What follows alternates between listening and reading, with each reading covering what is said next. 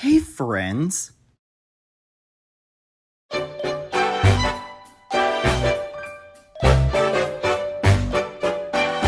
I don't really have much of an intro here. I saw the first two as a kid and actually liked them at that point. I saw the first one on my birthday as a kid. I was a very weird child, I know. In this video, I'll be covering these three things. And no, I will not be covering the 2025 movie anytime soon. Sorry if this intro feels really rushed, but I have a lot to say about these movies. Buckle up, there's gonna be a lot to unpack. Oh dear God, where do I even begin? The Smurfs 2011. First of all, these Smurf designs are horrible. Their pupils are way too freaking big. I hate the extra added details like the pectorals. I hate literally everything about these designs. They are horrible. There is one single thing that I actually liked about this movie. I like Hank Azaria and his kitty.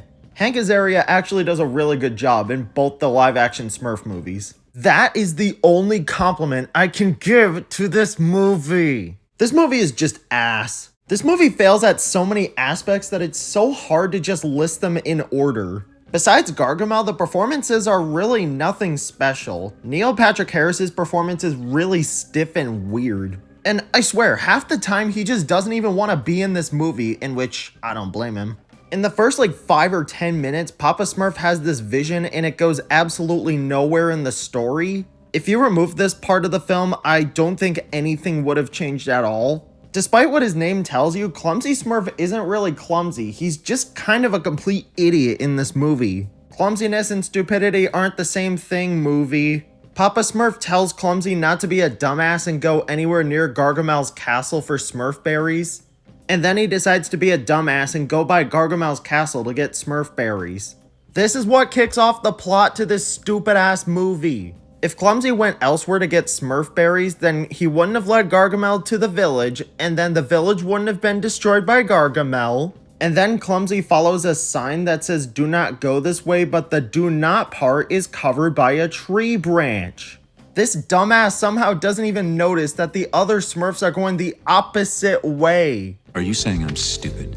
Yes! If Clumsy wasn't being so stupid, none of this movie would have ever happened. Starting from when the Smurfs entered Times Square, there is a ton of product placement. I'm usually fine with product placement in movies as long as it's in moderation and isn't blatantly advertising something. Cough cough, Ralph Breaks the Internet, cough cough, Space Jam New Legacy. But no, this movie is advertising galore, especially in that Times Square scene I mentioned. If Neil Patrick Harris can just Google the Smurfs and literally know everything about them because of a Wikipedia article, then people are already aware of the fact that the Smurfs exist. If people knew that the Smurfs were here, then wouldn't this be a much bigger deal? I'd imagine that in-universe there'd be plenty of fans in New York. There would be a ton of fans just flocking around them, and there could be a paparazzi scene or something, I don't know. But no, this was never brought up again, nor was it used as a plot point. There's also a ton of filler with a bunch of random pointless bull crap going on, like Gargamel being a fashion designer, I guess, and the Smurfs in this toy store. And don't even get me started on the jokes of this movie. It's all dumb Illumination toilet humor or just replacing something with Smurf. This scene sums it up perfectly. Or at least a recreation of that scene. Smurf. Smurfity smurf smurf smurf. There is no use for that kind of language. It was fine when it was used in moderation at the beginning of the movie, but it got old really quick. It felt like I was watching a censored version of Has Been Hotel. It was unbearable. Neil Patrick Harris gets angry and yells, "I never wanted a house full of little people running around." And his pregnant wife gets offended because she thinks he was talking about the baby. Well, how is this a metaphor for babies? This makes no sense. His wife knows damn good and well that he's talking about the Smurfs and not the baby. And it makes no sense that this movie tries to make this a metaphor about babies. Just this movie. If Gargamel and his kitty were not as good as they were, then this would be a 0 out of 10 movie. But alas, it is only a Sandy movie tier movie. Let's move on before I go insane. Ryan, look out!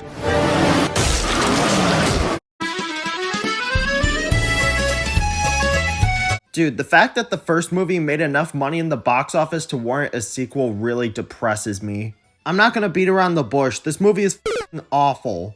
How did we as a species make the Smurfs this big of a franchise to warrant these god-awful movies? This one is not as infuriating as the first, but it does something even worse than the original. It's so bland and boring. This entire film is completely bland and boring. First of all, I hate Neil Patrick Harris's kid.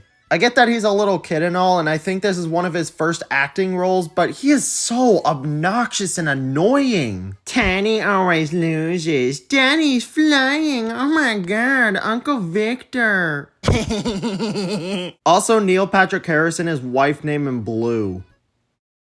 What is wrong with this movie? Blue has only done one good thing, and that is lead me to my next point. The writing is horrible. In the end credits of the first movie, it's shown that Smurf Village is rebuilt into a New York type place. Smurf Village is completely back to normal in this movie, so like, what happened to the New York style buildings?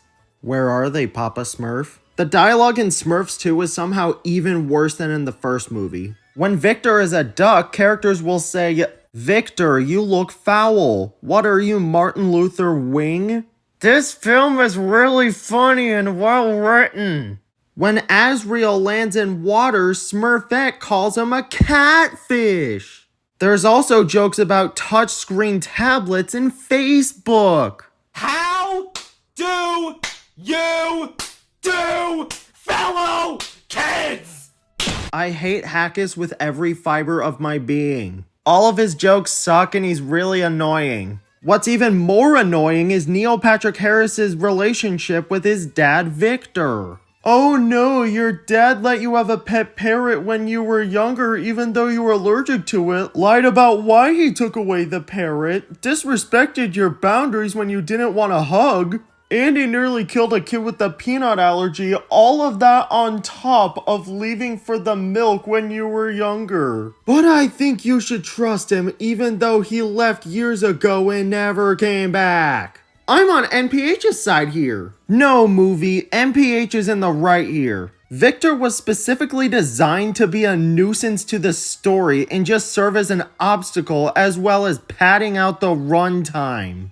He and Blue are some of the most pointless characters I have ever seen in film. Except for Sparky from the Sandy Cheeks movie, but that's besides the point. Also, isn't it weird does Katy Perry sound like she's being held at gunpoint every time she delivers her lines? This film is trash. What else do I really need to say? It's not as infuriating as the first film, but I do think it's worse because of the worse plot, worse writing, and worse jokes. Get this movie out of here. Please kill both of these movies with fire. Oh my god.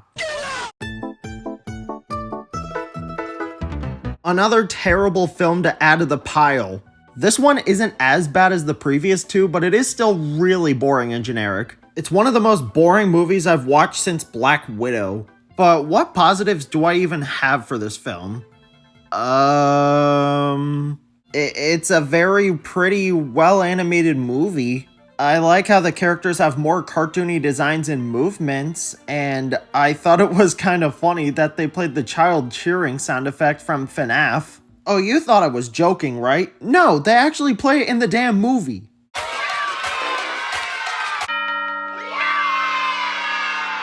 I actually laughed out loud when this sound effect played. It just felt like a last-minute edit. It was hilarious. But those are my only praises of the movie. One of them is ironic. The performances are fine. A lot of them are just kind of monotone. The main Smurfs are occasionally pretty stupid and somewhat annoying. There's also a bit of filler, like the Smurfs being trapped in this one cave and then being tossed around by these carnivorous flowers. The jokes are really bad, like I didn't need Gargamel French kissing a vulture or piranhas biting his ass and saying, "Ow, they must be bottom feeders," or something like that. There's also a few cliches, like a weird third act breakup between Brainy and Vanity and Smurfette wanting to stay in the village. And then there's the Shrek Hallelujah moment where Smurfette loses everything in her life and is super sad for a bit before she moves on to the climax, and then she has a weird fake out death. And then there's one final dance party and then the movie is over. Also, how did Papa Smurf find the lost village in the main Smurfs without even using a map or getting lost or anything? It's never even explained. This movie sucks. There's really nothing else left to say about it. It's garbage. It's the best of the three, and that is a very, very low bar. It has a boring story, bad characters, terrible jokes, a bunch of cliches. It's a 2 out of 10 movie, and it's the best of the three. I'm sorry, I really did not enjoy any of these movies. How did we as a species allow the Smurfs franchise to be this big where all three of these movies succeeded in theaters and we're about to get a fourth movie? How did we get 4 of these things? Why are they still making a profit? If you like the Smurfs and these movies, that's perfectly fine. I have no problem with that. But why are there 4 of these things? Smurf these Smurfin' movies. I'm never watching any of them again.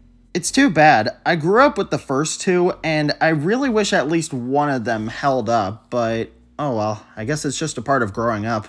I'll see y'all later. I hope you Smurfin' like the Smurfin' video. Oh god, I think the Smurfs got into my mind and they're trying to corrupt me. Please send help.